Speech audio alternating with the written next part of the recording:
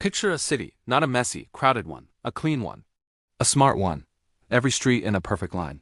Every house with its own bathroom, fresh water coming in, dirty water going out. People trading goods with faraway lands. And here's the wild part. Nobody was in charge, no king, no pharaoh, no boss sitting on a golden throne. Just people, working together, building something incredible. Sound like a fantasy? It was real. And it happened 5,000 years ago. For a long time, we thought we knew how the ancient world worked. Egypt came first, with its pyramids and pharaohs. Then Mesopotamia with its ziggurats and clay tablets. These were the big names, the ones in every history book. But hiding in the shadows, along the banks of a river in South Asia, was something even bigger, something even older, the Indus Valley civilization. And most people today have never heard of it. That is the problem we are here to fix. When you think of ancient Egypt, what comes to mind? The pyramids, right? The Sphinx. Kings wrapped in gold. Giant statues of gods. Egypt has this pull on us. It is dramatic. It is beautiful. It is everywhere in movies and museums. And honestly, it deserves a lot of credit. The Great Pyramid of Giza was the tallest building on Earth for 4,000 years. 4,000 years. Let that sink in. To build it, workers moved over 2 million stone blocks. Some of those blocks weighed as much as 80 tons. The base of the pyramid is so flat and level that even today, with all our tools and technology, engineers are amazed. We still do not fully understand how they did it. And that mystery is a big part of why Egypt still fascinates us. But the pyramids tell us something important. They tell us about power. One man, the pharaoh, could point at a piece of desert and say, "Build me something that touches the sky." And hundreds of thousands of people would do it. Egypt had a powerful central government. It had priests, scribes, engineers, and soldiers. It had a system that kept everything running for over 3,000 years. That is not just impressive. That is almost unbelievable. Egypt also left us its words. Hieroglyphs. We can read them today. We know their stories, their prayers, their jokes, their love poems, their medical notes. An ancient Egyptian document called the Edwin Smith Papyrus described surgeries and injuries with a detail that sounds almost modern. Egypt spoke to the future, and the future listened. Now let us travel east, way east, to a river called the Indus, and to a world that most people have never explored. The Indus Valley civilization grew up in what is now Pakistan and northwest India. At its height, it was huge, bigger than Egypt, bigger than Mesopotamia. It covered around 1.5 million square kilometers. It had a population that some experts estimate at 5 million people, and it had cities. Really, really good cities. Archaeologists first started digging up these cities in the 1920s. What they found shocked them. The city of Mohenjo-Daro had streets laid out in a perfect grid, not crooked, winding lanes. A grid, like a modern city, north to south, east to west. Perfectly planned before a single brick was laid. And the bricks. Every single brick across the entire civilization was made to the same ratio. 1 to 2 to 4?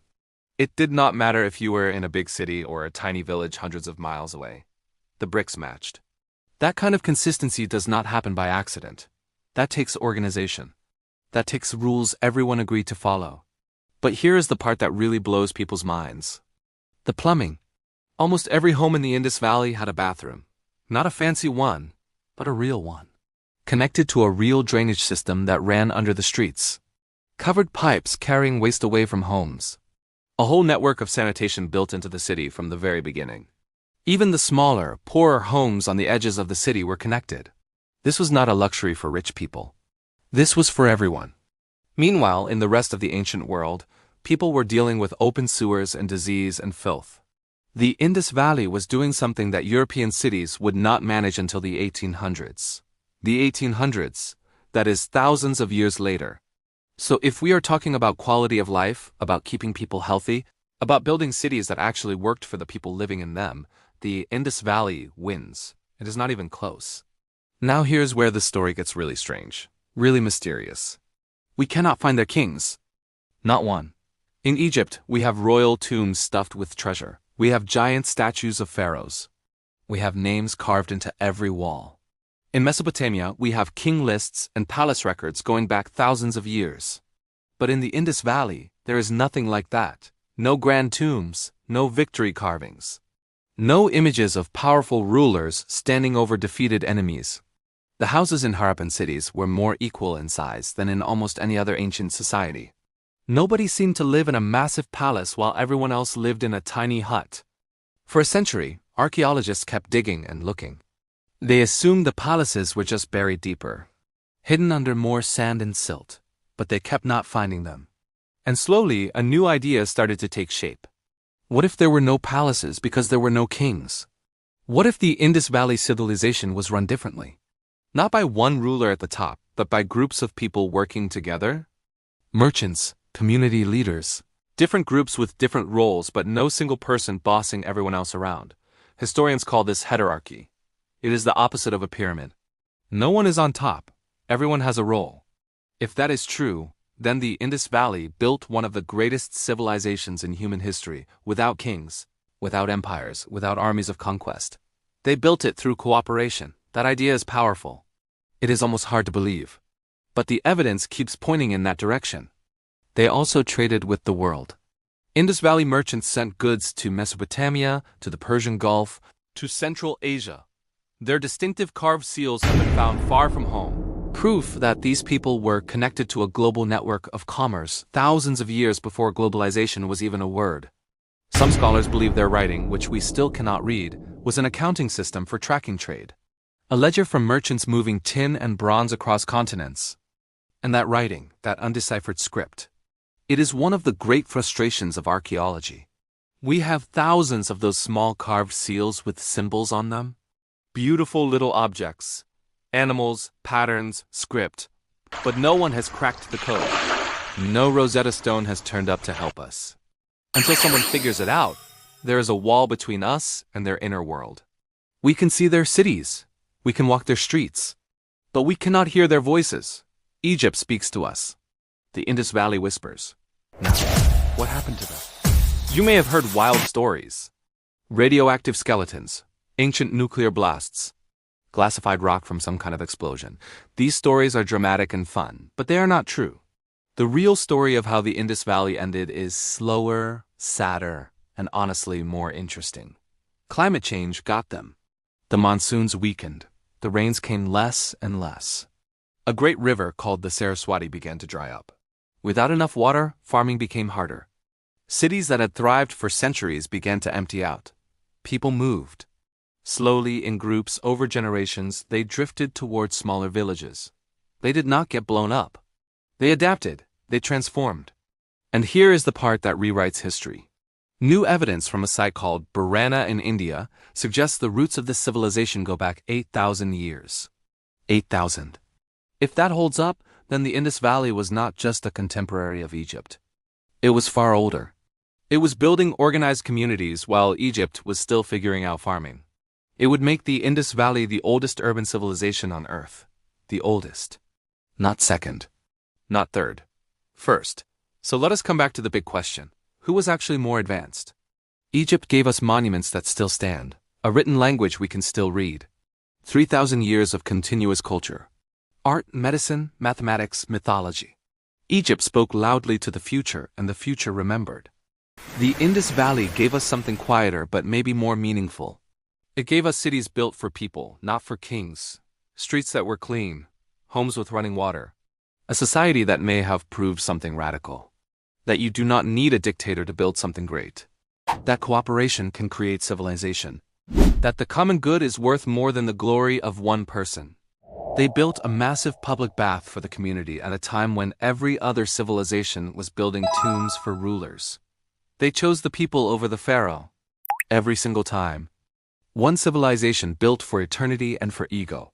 The other built for daily life and for everyone. Egypt left us spectacle. The Indus Valley left us sanitation. And if you had to choose one to actually live in, you would probably choose the one with the working bathroom. But let us slow down for a second. Because Egypt was not just about showing off. Egypt figured out things that changed the world. Their doctors were writing medical guides while most people had never even seen a written word. They studied the stars. They tracked the seasons.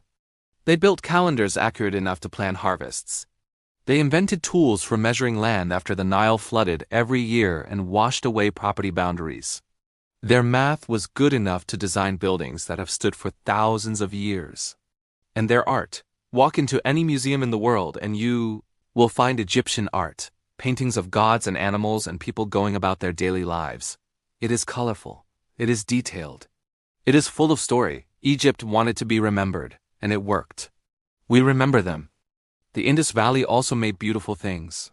Small carved seals with animals on them. Tiny bronze statues showing dancers mid-step.